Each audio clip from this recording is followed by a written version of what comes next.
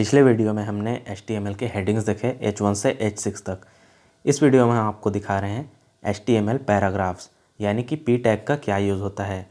Basically आपके screen पर आपको अभी p टैग दिख रहा है जो कि इस तरह से दिखाई देता है।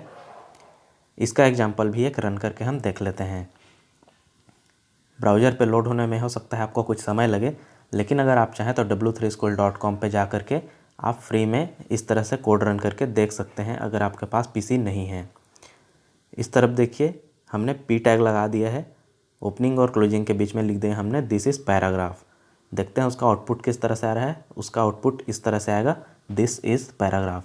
देख सकते हैं कि इसमें छोटे साइज में यानी कि फॉन्ट साइज कम करके आपको पैराग्राफ ऑटोमेटिकली दिया जा रहा है।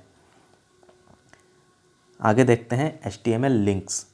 लिंक्स बेसिकली वो होते हैं जो आपको ब्राउज़र पर दिखाई देते हैं और उस पर टच करने से आपको किसी दूसरे पेज में ले जाया जाता है, यानी कि आप रिडायरेक्ट हो जाते हैं।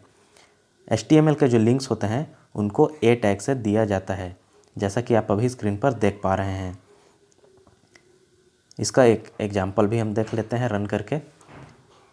ऑनलाइन एडिटर में आप इसको जब ओपन करते हैं तो पहले तो एग्जाम्पल देख लेते हैं कि यह लिखा किस तरह से है।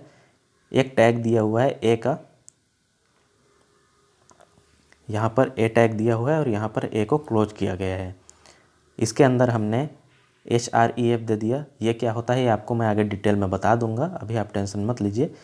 इस पर https w3school.com हमने रिडायरेक्ट करा दिया और यहाँ पर लिख दिया दिस इज़ अ लिंक और A टैग को बंद कर दिया। उसका आउटपुट कुछ इस तरह से आता है। ये HTML लिंक्स जो लिखा हुआ आ रहा है वो इसकी वजह से आ रहा है। यहाँ पर H2 के अंदर हमने HTML लिंक्स लिखा हुआ है। उसके बाद एक पैराग्राफ के अंदर हमने HTML लिंक्स आर डिफाइंड लिखा हुआ है और उसके बाद जो हमने A टैग दिया था ये वाला, वो आपको कुछ इस तरह से दिख रहा है, दिस इज़ अ लिंक। अगर हम इस पर टच करते हैं तो ये हमें किसी वेबसाइट पर ले जाता है, जैसे कि ये W3 स्कूल ओपन कर दिया आपके सामने।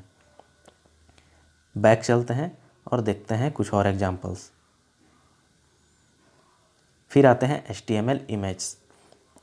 अभी तक हमने देख लिया हेडिंग्स, पैराग्राफ्स, लिंक्स और इमेज। इमेज बेसिकली वो होते हैं जब आप कोई वेबसाइट ओपन करते हैं और आप पर उस पर आपको कोई फ़ोटोज़ या इमेज दिखाई देती हैं तो उसको img टैग से दिया जाता है, जैसा कि आप अभी स्क्रीन पर देख पा रहे हैं।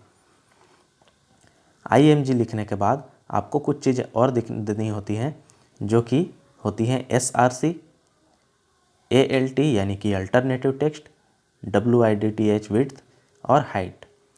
ये जो सारी चीज़ें हैं src, alt, width और हाइट, ये इमेज की एट्रीब्यूट कहलाती हैं। इसका एक एग्जांपल हम लोग देख लेते हैं ट्राई इट योरसेल्फ करके। जब आप HTML का कोई कोड एंटर करेंगे, ये देखिए अभी तक आपको पता चल चुका है कि H2 क्या होता है। एक हमने हेडिंग दे दी, उसके नीचे एक पैराग्राफ दे दिया और उसके नीचे एक इमेज का सोर्स दे रहे हैं। img के बाद src जो हमने एट्रीब्यूट दिया है उसका एट्रीब्यूट हमने दे दिया लिंक w3schools.jpg। इसके बाद हमने alt दे दिया अल्टरनेटिव टेक्स्ट। alt मतलब वो होता है जो आपको जब तक इमेज लोड नहीं होगी तब तक आपको ये टेक्स्ट दिखाई देगा, यानी कि अगर इस जगह पर अभी इमेज लोड नहीं हुआ होता, मेरा अगर कनेक्शन स्लो होता तो यहाँ पर मुझे w3school लिखा हुआ आ रहा होता, क्योंकि हमने alt में यही दिया है।